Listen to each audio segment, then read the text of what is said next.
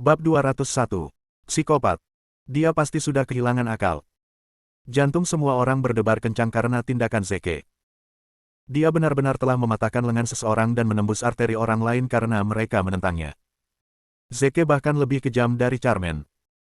Zeke mengenakan sepasang sarung tangan putih dan memperingatkan semua orang, tolong kesampingkan ponselmu. Aku akan membunuh siapapun yang mencoba menghubungi orang lain mulai sekarang dan seterusnya. Singkatnya, saya memiliki kendali atas kehidupan semua orang mulai sekarang. Gila. Dia benar-benar gila. Dia pikir dia siapa? Beraninya dia mencoba menahan kita sebagai sandera. Namun, tidak ada yang berani menentangnya dan melakukan seperti yang diperintahkan karena mereka takut. Mereka tidak tahu apa yang bisa dilakukan oleh seorang maniak seperti dia jika mereka menentang kata-katanya. Kemudian Zeke meraih teleponnya dan menelepon Evan. Suruh supervisor personel berikut untuk segera mampir ke Neon Knights. Saya membutuhkan mereka untuk mengambil bawahan mereka. Jika mereka menolak untuk muncul, saya akan menutup perusahaan mereka dan menghabisi mereka sendiri. Yvonne Emmanuel, Kelvin Hun, Kimberly Hun. Selain Jacqueline, dia memanggil nama semua orang di daftar nama. Semua orang menatapnya tidak percaya karena perusahaan tempat mereka bekerja tersebar di seluruh O'Hare City. Apakah Zeke berpikir dia orang berpengaruh yang mampu mempengaruhi seluruh dunia usaha O'Hare City? Dia pasti bercanda, kan? Berhentilah mendahului dirimu sendiri. Ivan menahan sensasi menyiksa yang dia rasakan dan memarahi, Zeke, berhentilah menjadi dirimu sendiri. Kamu mungkin memegang posisi penting di dunia korporat, tapi aku yakin kamu tidak memiliki otoritas sama sekali. Kamu melewatkan namaku karena kamu tahu aku terikat pada Biro Keamanan Publik, kan? Kamu pasti takut padaku. Bebaskan aku, dan aku akan melepaskanmu. Aku akan memecatmu dari tanggung jawab apapun. Zeke mengintipnya, alasan kenapa aku tidak menyebutkan namamu adalah karena aku bosmu. Puff. Ivan mengejek sebagai balasan, bosku. Apakah kamu benar-benar berpikir aku tidak tahu siapa bosku? Berhentilah bertingkah di depan kami. Akhirnya Olivia muncul. Pupil matanya mengerut saat dia disambut dengan pemandangan yang menyedihkan. Apa yang terjadi?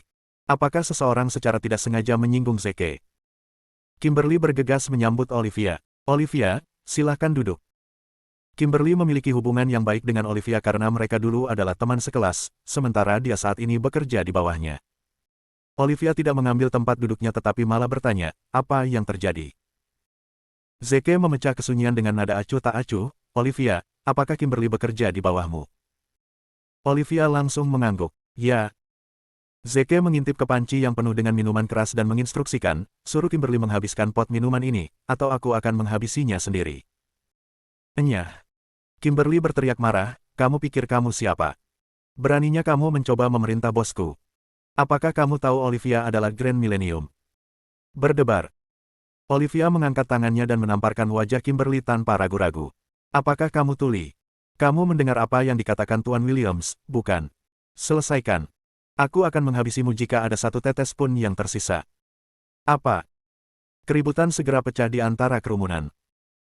Siswa tercantik yang dulu menggertak Zeke dengan semua yang dia dapatkan pada hari itu dan pemegang saham Grand Millennium Hotel saat ini benar-benar mencoba melaksanakan instruksi Zeke. Pasti ada yang salah. Kimberly menutupi wajahnya dan menatap Olivia dengan tidak percaya. Olivia, kau memukulku karena pengecut ini. Olivia mencibir, memukulmu. Kamu seharusnya bersyukur kamu masih hidup. Siapa yang memberimu keberanian untuk menyinggung bos kami? Bos kita. Olivia, apa maksudmu? Kimberly tidak bisa memahami apa yang terjadi tiba-tiba.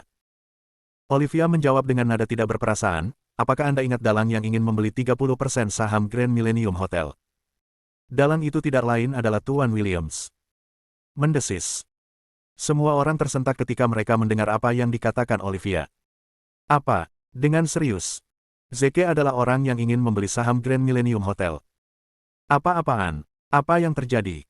Bagaimana pengecut paling terkenal di masa lalu berubah menjadi orang kaya? Dia tumbuh dengan kecepatan yang konyol. Bab 202. Kimberly mulai gemetar ketakutan karena dia benar-benar telah menyinggung bos-bosnya.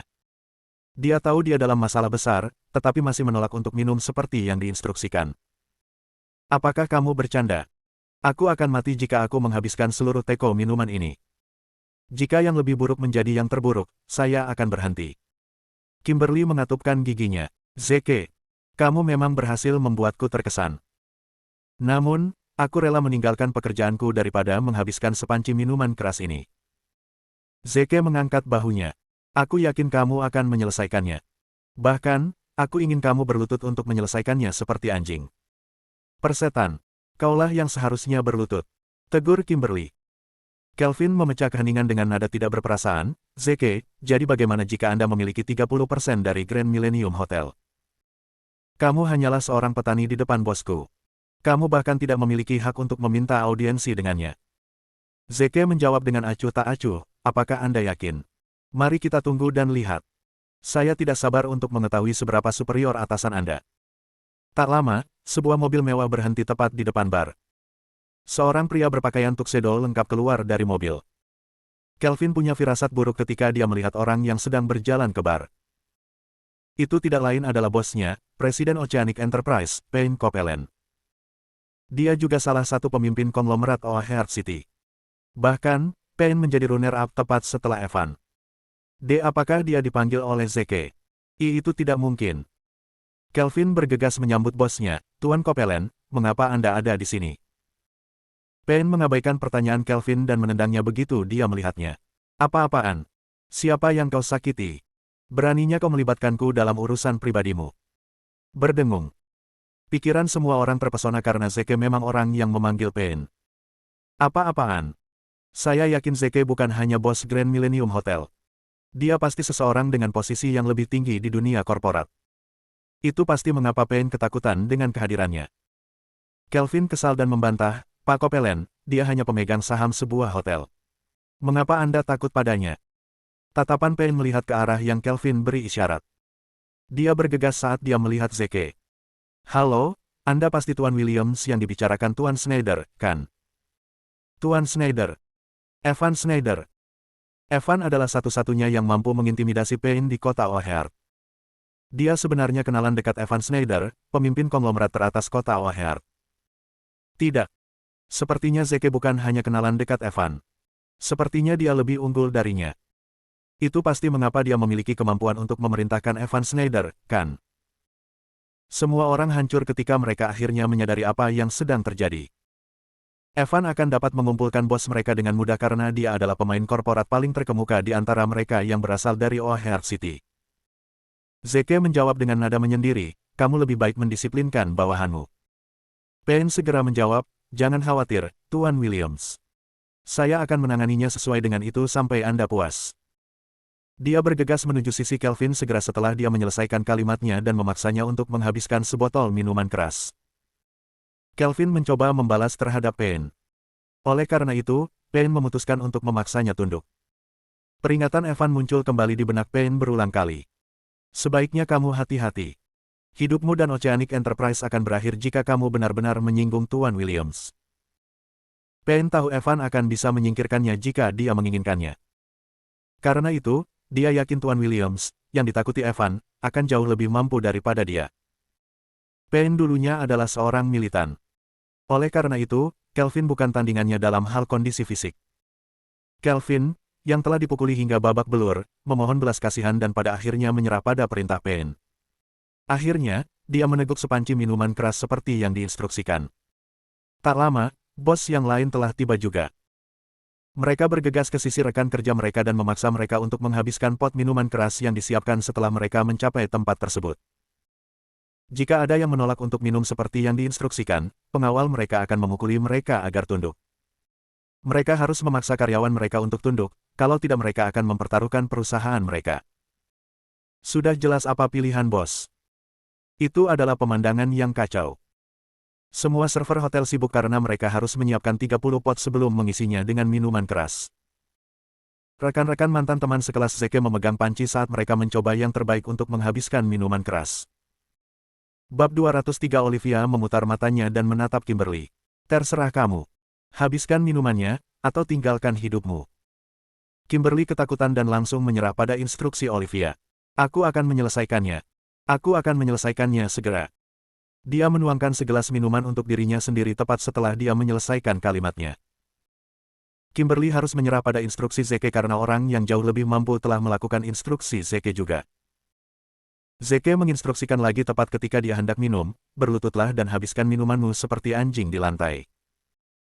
Ekspresi Kimberly tiba-tiba berubah, tetapi dia menggertakkan giginya dan melakukan seperti yang diperintahkan. Dia harus meninggalkan martabatnya untuk melindungi hidupnya. Zeke memberitahu semua orang dengan acuh tak acuh, kami akan menyelesaikan skor yang kami miliki dengan pot minuman masing-masing dan masing-masing dari Anda. Kami tidak lagi berhubungan mulai hari ini dan seterusnya. Kami hanyalah orang asing yang hidup dalam masyarakat yang sama. Semua orang yang hadir marah. Mereka pun menyesali perbuatannya. Mereka marah pada Charmaine karena dialah yang menyebabkan kehancuran mereka. Mereka menyesal menyanjung Charmaine daripada Zeke karena jika mereka menyanjung Zeke saat itu, mereka akan segera mencapai puncak hidup mereka. Sayang sekali. Ini adalah kesempatan yang bagus. Aku tidak percaya aku benar-benar merindukannya. Wajah Ivan menjadi pucat karena banyaknya darah yang hilang darinya dan kebenaran mengejutkan yang menantinya. Dia benar-benar ngeri karena Zeke telah membuktikan kata-katanya. Karena dia bisa menyuruh Evan Schneider berkeliling, Zeke telah membuktikan dirinya sebagai orang yang sangat kaya. Orang kaya seperti Zeke pasti memiliki koneksi dengan pejabat pemerintah. Aku yakin dia terhubung dengan seseorang yang kuat. Ivan tergagap saat dia memaksa dirinya untuk berbicara, Zeke, izinkan aku untuk menyampaikan permintaan maafku yang sebesar-besarnya. Aku pasti buta sebelumnya. Aku akan menghabiskan segelas. Sebuah pot juga untuk membuktikan ketulusanku. Zeke menggelengkan kepalanya dengan acuh tak acuh. Maaf. Ini akhir hidupmu karena aku sudah mencoret namamu di daftar. Ivan merasa putus asa tiba-tiba. Daftar nama yang dimiliki Zeke bukan sembarang daftar nama biasa. Itu adalah catatan kematian. Ivan memutuskan untuk mendorong peruntungannya dan mencoba mengancam Zeke, saya seorang pejabat pemerintah. Jika Anda benar-benar membunuh saya, atasan saya pasti tidak akan membiarkan Anda lolos. Mereka akan mengejar Anda. Kamu tidak mungkin melawan negara sendirian, kan? Itu sia-sia, kan? Zeke mencibir, maaf, tapi kamu tidak dalam posisi mengancamku. Cukup, Charmaine tidak tahan lagi. Zeke, hentikan sekarang juga. Aku akan membebaskan Sharon. Ini akan berakhir untuk Sharon juga jika kamu benar-benar menyudutkan kami. Zeke menjawab dengan acuh tak acuh, lucu, tetapi Anda tidak dalam posisi untuk mengancam saya juga. Sementara itu, Hudson khawatir. Zeke, lupakan saja. Maksudku, Sharon masih bersama mereka. Zeke menepuk bahu Hudson. Jangan khawatir, Hudson. Sharon akan baik-baik saja. Dia mengkhianatimu dan menggelapkan asetmu. Wanita jalang ini masih mencoba membuatmu mati setelah dia mematahkan kakimu bertahun-tahun yang lalu. Aku ingin dia mati, atau aku akan bersalah seumur hidupku. Charmaine menggertakkan giginya. Kalian memintanya. Dia meraih teleponnya dan mencari nomor Jaiden sebelum membuat panggilan. Charmaine berhasil menghubungi Jaiden, tetapi dia mendengar nada dering yang dikenalnya langsung dari bar. Charmaine tercengang. Apakah itu berarti Jaiden juga ada di sini? Seorang pria muda mengenakan pakaian militan berjalan ke bar dengan kotak hadiah besar segera. Charmaine mendeteksi nada dering yang berasal dari dalam kotak hadiah. Pemuda yang berhasil masuk ke bar tidak lain adalah bawahan Zeke, Lone Wolf. Apa yang sedang terjadi? Mengapa ponsel Jaiden ada di dalam kotak hadiah? Charmaine bingung dan mencoba mencari tahu apa yang sedang terjadi. Mungkin itu bukan ponsel Jaiden, kan? Telepon di dalam kotak hadiah berhenti berdering saat Charmaine menutup telepon. Telepon berdering sekali lagi saat dia menelepon lagi. Jantung Charmaine berdebar kencang karena dia sekarang yakin itu adalah telepon Jaiden di dalam kotak hadiah. Brengsek. Jaiden telah ditangkap. Pria muda dalam setelan militan bergegas ke arah Zeke dan memberi hormat padanya. Tuan Williams, ini hadiah yang Anda minta. Saya datang untuk mengantarkannya kepada Anda. Bab 204, Bok. Ivan langsung pingsan saat jantungnya berdetak kencang saat menyadari pemuda itu memiliki lencana dengan 2 strip dan 3 bintang di pundaknya. Pemuda itu adalah seorang kolonel. Seorang kolonel benar-benar memberi hormat kepada Zeke. Itu artinya, Zeke adalah seorang jenderal. Ivan tahu dia ditakdirkan. Dia sebenarnya telah menyinggung seorang jenderal. Dia akhirnya tahu apa yang dimaksud Zeke ketika dia mengatakan bahwa dia adalah bosnya. Zeke bukan bos Ivan, dia adalah bos-bosnya. Zeke bertanya kepada Lone Wolf, di mana gadis kecil itu? Gadis kecil itu baik-baik saja.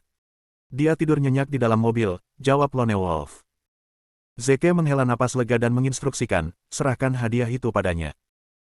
Lone Wolf melemparkan kotak hadiah itu kepada Charmaine, ini hadiah untukmu dari Tuan Williams. Charmaine bingung. Hadiah dari Zeke untukku. Apa mungkin? Charmaine membuka kotak itu dengan hati-hati. Dia melihat sepasang mata menatapnya begitu dia membuka kotak itu. Ada lubang sebesar peluru di dahi pria itu. Itu adalah pemandangan yang mengerikan. Hadiah itu tidak lain adalah kepala seorang pria. Tepatnya, itu adalah kepala Jaiden. Charmaine berteriak ngeri dan membuang kotak hadiah itu. Dia segera berlindung di bawah meja saat dia gemetar ketakutan. Dia iblis. Zeke adalah iblis. Hanya iblis yang akan memberi orang lain kepala seseorang sebagai hadiah. Zeke menyerahkan pistol Lone Wolf kepada Hudson. Singkirkan mereka, Hudson. Jangan kecewakan aku. Aku akan menunggumu di luar. Zeke berbaris keluar dari bar dengan Lone Wolf di sisinya. Charmaine akhirnya keluar dari meja sambil berpegangan pada kaki Hudson. Wanita yang meratap memohon untuk hidupnya, Hudson, ini salahku. Maafkan aku. Tolong, maafkan saya. Saya akan melaksanakan instruksi apapun yang Anda miliki. Tolong. Kita bisa menikah lagi. Tolong. Ayo menikah lagi. Aku akan mencintaimu. Berdebar. Hudson menamparkan wajah Charmaine tanpa ragu-ragu. Ini untuk Sharon. Kamu tidak pantas menjadi ibunya. Berdebar. Ini untukku. Aku pasti buta saat itu untuk menikah denganmu. Berdebar, berdebar, berdebar. Ini untuk sahabatku. Dia pria yang sangat mulia. Beraninya petani sepertimu menghinanya. Meskipun pikiran Charmaine ada di mana-mana, dia tahu dia harus memohon belas kasihan. Kamu benar. Kamu benar sekali. Tolong. Maafkan aku, Hudson. Bang. Hudson melepaskan tembakan. Peluru menembus paha Charmaine. Akibatnya, dia menjerit dan mengejang, ambruk ke lantai karena kesakitan. Mengingat fakta bahwa kamu adalah ibu kandung Sharon, aku akan membiarkanmu hidup. Keluar dari kota Oheart secepat mungkin. Aku tidak ingin kamu muncul di depanku lagi.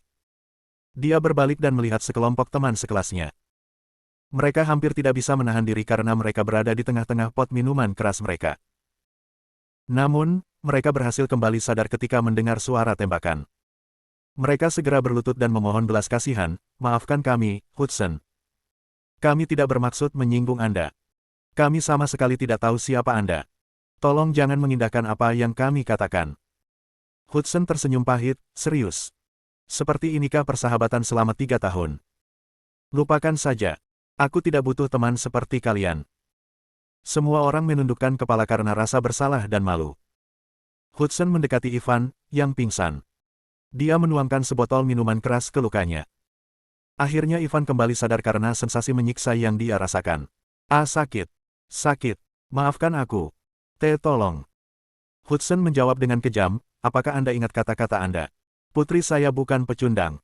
Saya ingin Anda menarik kembali kata-kata Anda dan meminta maaf. Ivan berlutut dan memohon belas kasihan segera, aku yang kalah. Aku yang tidak berguna. Hudson, maafkan aku. Aku tidak bersungguh-sungguh dengan apa yang aku katakan. Hudson menjawab dengan nada tidak berperasaan, datanglah padaku dengan semua yang kalian miliki. Aku juga tidak akan rugi. Namun, jangan salah satu dari kalian berani menyentuh putriku. Aku tidak akan memaafkan orang yang mencoba sesuatu yang konyol bahkan jika aku mati. Dia berbaris keluar dari bar tepat setelah dia memperingatkan semua orang. Begitu Hudson melangkah keluar dari bar, dia diintimidasi oleh pemandangan di luar. Bab 205. Hudson tidak tahu kapan, tapi pasukan militan lengkap telah mengepung bar saat dia keluar. Mereka adalah sekelompok pria buff yang akan dengan mudah mengintimidasi orang lain dengan sosok mereka. Hudson tersenyum saat menyadari sahabatnya adalah orang yang berpengaruh dan juga orang kaya. Dia melihat Zeke dan Sharon begitu dia masuk ke mobil. Sharon sudah lama terjaga saat Zeke memeluknya, bermain dengannya. Dia akan tertawa sesekali saat dia bersenang-senang dengan Zeke. Matanya berbinar saat dia melihat ayahnya. Ayah, ini dia. Kamu kalah lagi. Jelas sekali Zeke berbohong kepada Sharon lagi dan mengatakan kepadanya bahwa mereka hanya bermain petak umpet. Sebenarnya, itu adalah penculikan yang menyamar. Hudson tersenyum dari lubuk hatinya. Sharon gadis yang sangat pintar. Kamu berhasil mengalahkanku lagi. Sharon mencium wajah Zeke dengan senyum cerah di wajahnya. Ayah baptis yang memberitahuku di mana kamu berada. Terima kasih, Ayah baptis. Zeke mengacak-acak rambut Sharon. Terima kasih kembali. Hudson, apakah kamu sudah menyingkirkan dendammu? Hudson langsung mengangguk. Zeke menurunkan jendela dan memberi isyarat kepada anak buahnya di luar mobil. Mereka mengetahui apa yang dimaksud Zeke dan segera masuk ke dalam bar. Tak lama, ada keributan datang dari dalam bar lagi. Hudson berbisik, Zeke, bisakah kamu menjaga Sharon atas namaku selama beberapa hari? Aku ingin kembali ke kampung halamanku dan mendapatkan obat untuk kakiku. Aku tidak mungkin membawa Sharon bersamaku karena ini akan menjadi perjalanan yang sibuk. Zeke mengangguk. Tidak masalah. Mata Hudson berkilat enggan, Sharon, kamu harus menghabiskan beberapa hari bersama ayah baptismu di rumahnya. Tidak apa-apa. Aku akan segera kembali menjemputmu, oke? Sharon segera mengangguk, tentu. Ayah baptis memberitahuku bahwa dia akan senang melihat kemampuan menariku. Dia bilang rumahnya beberapa kali lebih besar dari yang dimiliki kakek Tuci. Kalau begitu, aku yakin aku tidak akan menabrak tembok lagi saat aku menari. Zeke memberitahu Sharon, aku akan jalan-jalan dengan ayahmu. Tunggu kita di mobil, oke? Sharon mengangguk patuh, Cepat bergabung denganku di mobil, ayah baptis. Zeke berjanji pada gadis kecil itu, ayo buat janji kelingking. Aku akan segera kembali. Dia turun dari mobil dan memberi isyarat kepada Lone Wolf, aku punya misi untukmu. Jaga gadis kecil itu atas namaku selama beberapa menit. Kepala Lone Wolf berdenyut-denyut. Marshal, tolong kirimkan aku ke medan perang untuk menyingkirkan musuh. Kamu tidak pernah mengajariku cara merawat anak. Namun, dia tidak punya pilihan selain masuk ke mobil dengan senyum aneh di wajahnya. Halo, anak kecil. Aku akan menyanyikan sebuah lagu untukmu, oke?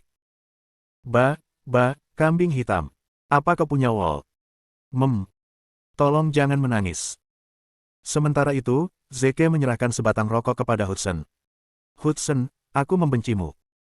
Hudson menjawab dengan ekspresi penyesalan di wajahnya, maafkan aku, Zeke. Aku pecundang, kan? Saya yakin Anda telah salah mengartikan kata-kata saya, jawab Zeke. Tahukah kamu? Dulu ketika aku hampir menyerah pada hidupku, seorang gadis pernah mengatakan kepadaku bahwa kita harus hidup dengan harapan. Dia alasan aku hidup hari ini. Kata-kata itu yang membuatku terus hidup.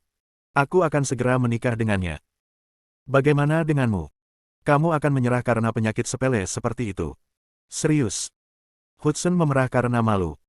Zeke, apakah direktur memberitahumu tentang kondisi kankerku? Zeke menggelengkan kepalanya. Tidak. Aku memikirkannya sendiri. Hudson menghela napas panjang. Zeke, sel-sel kanker ada di sekujur tubuhku. Aku khawatir semuanya sudah sampai pada titik tidak bisa kembali. Selama kamu memiliki keyakinan di masa depan, akan ada harapan, jawab Zeke. Saya akan meminta seseorang untuk mengirim Anda ke suatu tempat tertentu. Saya harap Anda akan dapat membuka lembaran baru setelah Anda kembali kepada kami. Di mana itu? Tanya Hudson penasaran. Kamar Cygnus, jawab Zeke. Kamar Cygnus. Kedengarannya agak aneh. Hudson mengerutkan alisnya. Lone Wolf terkejut ketika dia menerima instruksi dari Zeke untuk membawa Hudson ke Cygnus Room. Kamar Cygnus. Dengan serius. Itu adalah fasilitas penelitian medis tercanggih di Eurasia. Penelitian yang dilakukan di fasilitas itu dapat dengan mudah mengubah masa depan umat manusia. Saya mendengar mereka bahkan terlibat dalam modifikasi tubuh akhir-akhir ini. Namun, mereka yang memiliki akses ke fasilitas tersebut adalah mereka yang memiliki latar belakang terkemuka seperti kolonel. Seberapa besar arti Hudson bagi Marsekal Agung? Dia benar-benar mengirimnya ke fasilitas. Lone Wolf membawa Hudson pergi bersamanya sementara Zeke membawa pulang Sharon.